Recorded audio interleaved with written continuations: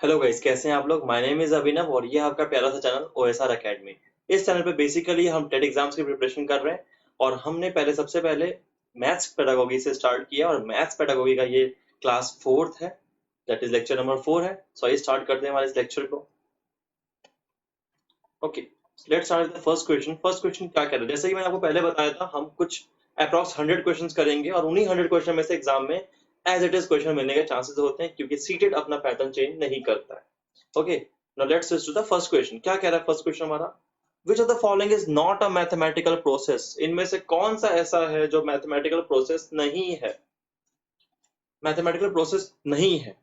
First, transposition, visualisation, memorisation और estimation. मतलब maths के हम टूल्स को यूज करें, अगर मतलब मैथ्स टूल को यूज करना मतलब अगर मैथ्स की प्रैक्टिस करें, एज ए मैथ टीचर में अगर वर्क कर रहा हूं, तो इनमें से कौन कौन कौन सी चीज ऐसी है जो मुझे फॉलो नहीं करनी चाहिए। फर्स्ट, ट्रांसपोजिशन, ट्रांसपोज करना। वो तो मैथ्स का सबसे बेसिक रूल होता है, x by y equals to 1/2। तो एक्स ये जाके उधर मल्टीप्लाई हो जाएगा, ये जाके उधर मल्टीप्लाई हो जाएगा। या x plus two equals to 3, तो एक्स इक्वल्स टू 3 - 2। मतलब अगर मैं कह सकता हूँ कि मेरे पास अगर x plus two equals to 3 है, तो मैं लिख सकता हूँ ना x इक्वल्स टू 3 - 2। तो ये सब ट्रांसपोजिशन के रूल है, तो ये सब तो होता है, ट्रांसपोजिशन तो होगा। ठीक है, विजुअलाइजेशन, विजुअलाइज करना। जब तक हम विजुअलाइज नहीं करेंगे, कुछ सोचेंगे नहीं, कुछ इमेजनरी चीजों को हम डिस्कस नहीं करेंगे या इमेजिन करेंगे हाँ ऐसा हो सकता है, तब तक मैथ्स नहीं हो सकती। तो ये भी जरूरी है।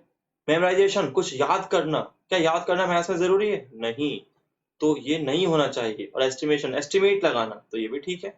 तो हमें नॉट का आंसर देना है, मतलब नेगेटिव आंसर को प्रेफर करना है, नॉट। तो our answer will be memorisation, क्योंकि ये नहीं होना चाहिए और नहीं पूछा हुआ है। सो कंठस्थ करना, ये हमारा ऑप्शन नहीं हो।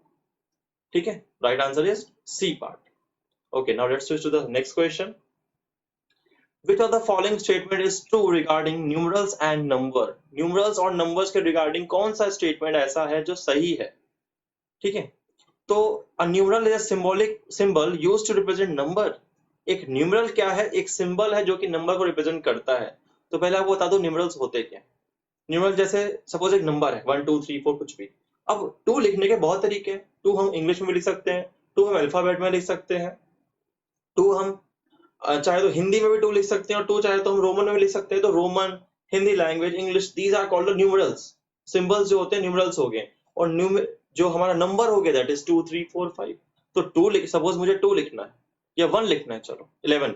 तो हम हिंदी में जानते हैं, अब वैसे अब यूज नहीं होता, हिंदी में कुछ ऐसा लिखते हैं 11 को। हम जनरली 11 ऐसे लिखते हैं, और रोमन में 11 को ऐसे लिखते हैं, 10 और 1 11। तो बहुत सारे तरीके होते हैं रोमन में, रोमन और बहुत सारे अलग अलग तरीके होते हैं लिखने के, उनको बोलते हैं न्यूमरल्स।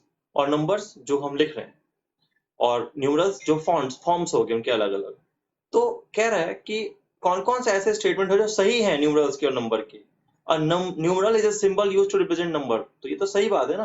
न्यूमरल क्या होता है? एक सिंबल होता है जिससे हम नंबर को रिप्रेजेंट कर सकते हैं। जैसे हमने 1 1 में रिप्रेजेंट किया, 1 1 में किया, या क्रॉस बना के और एक लाइन खींच के हमने इसमें किया। तो ये सब क्या है? न्यूमरल्स है हमारे। तो अब हमें इसमें पूछा हुआ है कि कौन सा सही है, तो हमें एक सही आंसर को चुनना होगा। तो first is correct. Same number can be represented by different numerals. Exactly, अभी देखा हमने 11 को हमने वैसे भी लिखा, 1 1 करके भी लिखा, और क्रॉस और वन बना के रोमन में भी लिखा। तो एक ही नंबर को हम न्यूमरल्स अलग अलग न्यूमरल में रिप्रेजेंट कर सकते हैं। तो दोनों ए एंड बी दोनों ही सही है। So option 4 will be correct, both a and b are correct. ठीक है, दोनों ही सही हो। समझ में आया आपको न्यूमरल्स और numbers? Next question, third question. Identify the correct statement about the ability to conserve different physical quantities in measurement as proposed by Piaget। पियाजे के द्वारा दी गई बात, मतलब पियाजे ने जो बोला था, उसमें मेजरमेंट जो है, ठीक है, मेजरमेंट में जो फिजिकल अलग अलग टाइप के फिजिकल क्वांटिटीज होती हैं उनको कंजर्व करने की कौन सी एबिलिटी, कंजर्व करने की जो एबिलिटी होती है उसके रिगार्डिंग कौन सा स्टेटमेंट सही है। कह रहे ना, identify the correct statement. Correct statement को फाइंड करो, किस चीज के? about the ability to conserve different physical quantities के conserve करने के ability को, जो कि मेजरमेंट में हो रही है, मेजरमेंट के different physical quantities के को कंजर्व करने की ability के रिगार्डिंग प्याजे के अकॉर्डिंग कौन सी स्टेटमेंट सही है?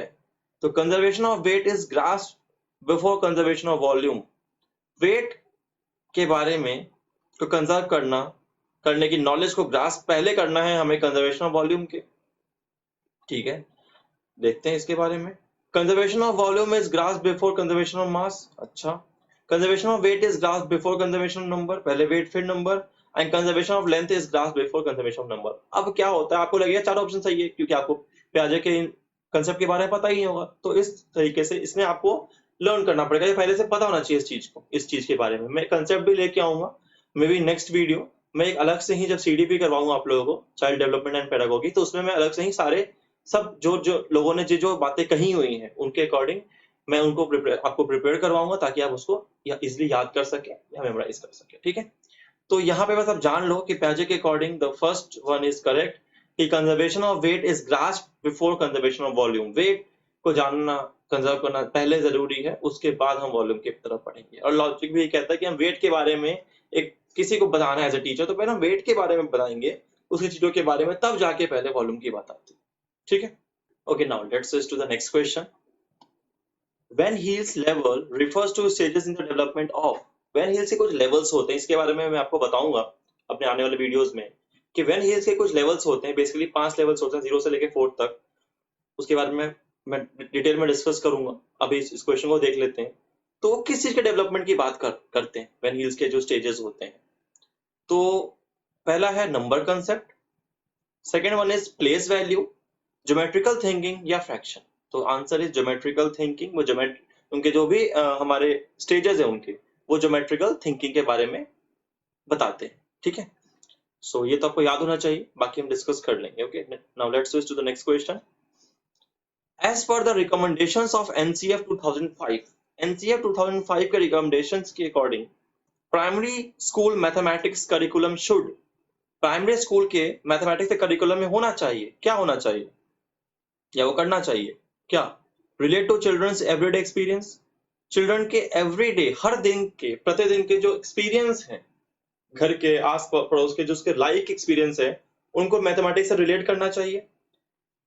सेकंड, तो ये फर्स्ट पार्ट थोड़ा ठीक तो लग रहा है क्योंकि maths is all about relating the experience, your personal experience with the everyday life experience with the mathematics. ठीक है, तो हमें मैथमेटिक्स एक्सपीरियंस को हमारे मतलब दिनचर्या, जो हमारे आस पड़ोस में जो भी चीजें हुई है उन सबको जो हम जिंदगी में सीख रहे हैं उस लाइफ एक्सपीरियंस को मैथ से जोड़ना, ये अच्छी बात है। एक बार बाकी ऑप्शन भी देख लेते हैं। फोकस ऑन प्रोसीजरल नॉलेज, ये भी ठीक बात है, प्रोसीजरल नॉलेज को फॉलो करना चाहिए। Provide rigour in mathematical concept, concept के ऊपर पूरा फोकस करना चाहिए, एकदम कठोरता से फोकस करना चाहिए। तो ठीक है, बट इतना भी ज्यादा जरूरी नहीं है। Prepare children for advance mathematics, ये तो कभी नहीं हो सकता। एडवांस मैथमेटिक्स हमें एक प्राइमरी लेवल पे नहीं होना चाहिए। तो प्राइमरी लेवल पे हम इतने कंसेप्ट के पीछे भी ना भागें तो भी काम चल जाएगा क्योंकि प्राइमरी लिखा हुआ है। ठीक है, सीनियर क्लासेस नहीं है। Now focus on procedural knowledge, procedure follow करना जरूरी नहीं है। ठीक है, the best one is relate to children's everyday experience, छात्रों के प्रतिदिन के अनुभवों से संबंधित होना चाहिए। मतलब उसके उनके प्रतिदिन क्या क्या कर रहे हैं, डेली वो क्या क्या कर रहे हैं, उस चीज को रिलेट करना चाहिए मैथमेटिक्स। ठीक है, so option, correct option will be first option. Now let's switch to the next question. Which of the following is not, जब भी नॉट दिखे, मैंने आपको बताया हुआ है जब भी नॉट दिखे, वैसे तो अंडरलाइंड है बट आपको सर्कल कर लेना या अंडरलाइन कर लेना है। Which of the following is not an effective strategy to assess primary level student, primary level student को असेस करना, मतलब सपोज आप टीचर आप पढ़ा रहे हैं प्राइमरी लेवल स्टूडेंट्स को, तो कौन सा इसमें से इफेक्टिव स्ट्रेटजी नहीं होगा, नॉट लिखा हुआ है। ठीक है, जब वो मैथ्स में लर्निंग की बात की जाए, तो मैथमेटिक्स के मतलब बात हो रही है, मैथ्स पेडागोगी पढ़ रहे हैं तो मैथ्स की बात करेंगे यहाँ पे। First, designing task to differentiate between rote memorisation and conceptual understanding, कुछ ऐसा टास्क डिजाइन किया जाए ताकि वो बच्चा डिफरेंशिएट कर सके किस चीज में, रोड लर्निंग में, रोट मेमोराइजेशन में, मतलब रट्टा लगा लगा के याद करने में, एंड कंसेप्चुअल अंडरस्टैंडिंग, कंसेप्ट याद करने में। मतलब कुछ ऐसा टास्क किया जाए कि उसको डिफरेंस पता लग जाए कि हाँ भाई रट्टा लगाने में क्या डिफरेंस, रट्टा लगाने और कंसेप्ट सीखने में क्या डिफरेंस है।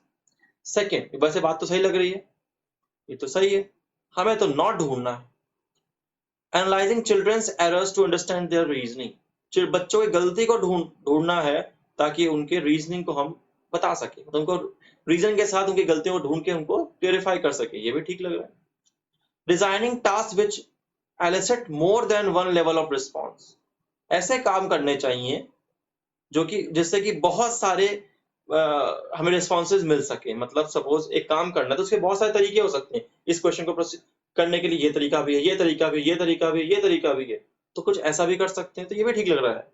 Using primarily group administrated task, मतलब using primarily group administered task।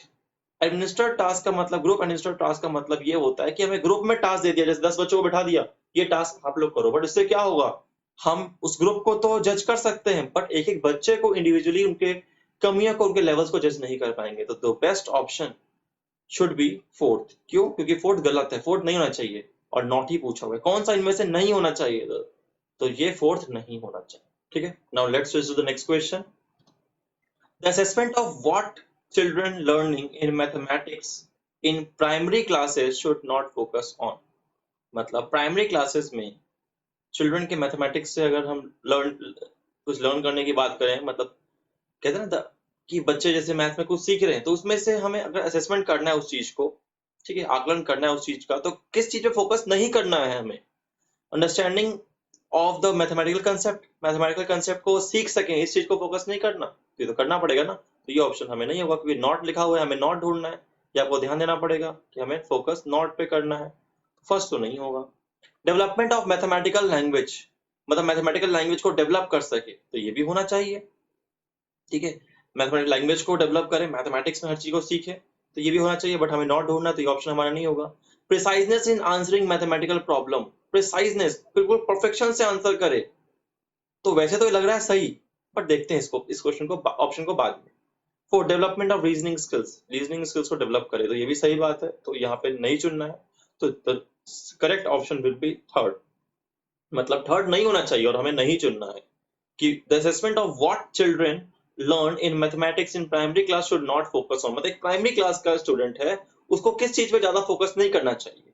तो किस पे? प्रिसाइजनेस पे, आंसर के प्रिसाइजनेस पे ज्यादा ध्यान देना चाहिए, क्योंकि उसके अकॉर्डिंग उसका मेन मोटिव क्या होना चाहिए? कंसेप्ट को सीखना, डेवलप मैथमेटिकल लैंग्वेज को डेवलप करना, और स्किल्स को डेवलप करना, रीजनिंग स्किल्स को। ठीक है, ना कि प्रिसाइजनेस की तरफ भागे वो। ठीक है, अगर ये सब चीजें आ जाएंगी तो प्रिसाइजनेस अपने आप हो जाएगा। So third option will be correct for this question. Now next क्या कह रहे हैं? What sequence of the following instructions should be followed in development of a mathematical concept in elementary class। क्या सीक्वेंस फॉलो होना चाहिए instructions का, ठीक है, जो कि मैथमेटिकल कंसेप्ट अगर एलिमेंट्री क्लास में बच्चे को पढ़ा रहे हैं, तो मैथमेटिकल कंसेप्ट सीख के डेवलप करने के लिए क्या सीक्वेंस पहले होना चाहिए? ठीक है, तो first option is drawing pictures, picture draw करना है, सही बात है। Using symbolic representation, symbol use करके बताओ। प्रोवाइडिंग एक्सपीरियंसेस, एक्सपीरियंस से शेयर करो, और एक्सप्लेनिंग थ्रू लैंग्वेज, लैंग्वेज के थ्रू एक्सप्लेन करो। तो ऑप्शन तो चारों सही है, बट बोला है सीक्वेंस क्या होना चाहिए, पहले क्या, उसके बाद क्या करें, उसके बाद क्या करें, फिर उसके बाद क्या करें। सबसे बेस्ट क्या है कि अगर हम सबसे पहले बात करें तो पहले अपने एक्सपीरियंस को शेयर करो। ठीक है, तो best option will be first experience, providing experience. Experience को कैसे प्रोवाइड करो कि ये एक्सपीरियंस हुआ, हमने जैसे सपोज हम मार्केट गए, मैं मार्केट गया, मैंने मार्केट में ये देखा, ये चीज इतने की किलो की थी, फिर मैंने इतना लिया। तो एक्सपीरियंस को शेयर करते हुए बच्चों को चीजों के बारे में बताना। तो फर्स्ट थर्ड ऑप्शन, थर्ड यहाँ हो सकता है, देखते हैं आगे। ठीक है, सो प्रोवाइडिंग एक्सपीरियंस हो गया पहला। उसके बाद क्या करना चाहिए? एक्सप्लेनिंग थ्रू लैंग्वेज, लैंग्वेज को एक्सप्लेन करना चाहिए, मतलब पहले ये होना चाहिए, फिर लैंग्वेज को एक्सप्लेन करना चाहिए, लैंग्वेज के फॉर्म में कि हाँ ये होता है। जब हम पहले एक्सपीरियंस बता दिया, अब लैंग्वेज फॉर्म में कंसेप्ट को एक्सप्लेन करो। उसके बाद क्या होना चाहिए? ड्राइंग पिक्चर्स, उसके पिक्चर्स को ड्रॉ करो, उसके कंसेप्ट के पिक्चर को ड्रॉ करो, और फिर होना चाहिए यूजिंग सिंबॉलिक रिप्रेजेंटेशन, सिंबल के फॉर्म में उसको रिप्रेजेंट करो कि दिस इज एक्स वाई, तो वो सिंबलिक रिप्रेजेंटेशन हो गया। So first second third fourth, यानी कि थर्ड पहले होना चाहिए, देन फोर्थ आना चाहिए, then first, then second. So the correct option will be second option. ठीक है, तो आपको समझ में आ गया। Okay, now let's switch to the next question। A child subtracted two numbers as given, as shown below। दो नंबर्स को एक बच्चे ने सब्ट्रैक्ट किया।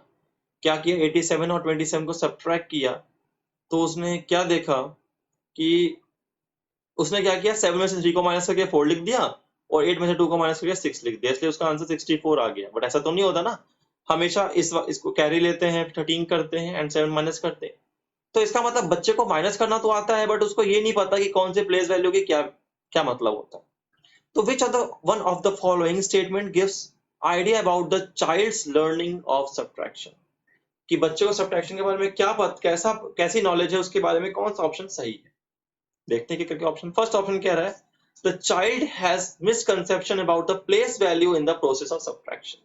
लग रहा है यही सही है कि बच्चे को सब्ट्रैक्शन तो आता है बट उसके प्लेस वैल्यू, मतलब वो पहले किसको किस में से माइनस करना है ये नहीं पता उसको।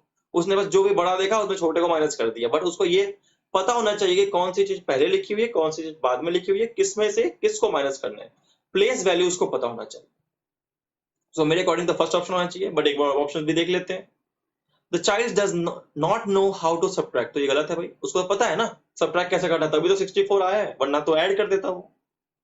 The child knows the process of subtraction of 2 digit number, बच्चा जानता है कि 2 डिजिट नंबर का सब्ट्रैक्ट कैसे करते हैं। नहीं, अगर ढंग से जानता तो कभी गलत आंसर नहीं आता, ये तो आंसर गलत है ना 64। It is a mistake and it can be rectified by repeated practice, हो सकता है कि मिस्टेक हो, प्रैक्टिस से आ जाए, बट उतना सही नहीं है क्योंकि उसने गलती नहीं की, उसने ऐसा नहीं किया कि 8 माइनस 2 को 5 लिख दिया, चलो भाई उसने ध्यान नहीं दिया होगा, उसने लिखा सही है, 7 में से 3 भी सही माइनस किया और 8 में से 2 भी सही माइनस किया, बट प्लेसेस गलत ले रही हैं, किस में से किसको माइनस करना उसको ये नहीं पता। तो the best option will be first, the child has misconception about the place value in the process of subtraction. ठीक है, so first option will be correct. Okay, now let's switch to the next question. Arrange the following step of cycle of learning and assessment in order. Learning और assessment के cycle को order में लगाओ। ठीक है जी, देखते हैं क्या क्या है। फर्स्ट क्या कह रहा है, teaching learning integrated with assessment, teaching और लर्निंग जो है असेसमेंट के साथ है। अच्छा, planning and organisation of teaching learning and assessment, planning and organisation of teaching और लर्निंग एंड असेसमेंट एक साथ।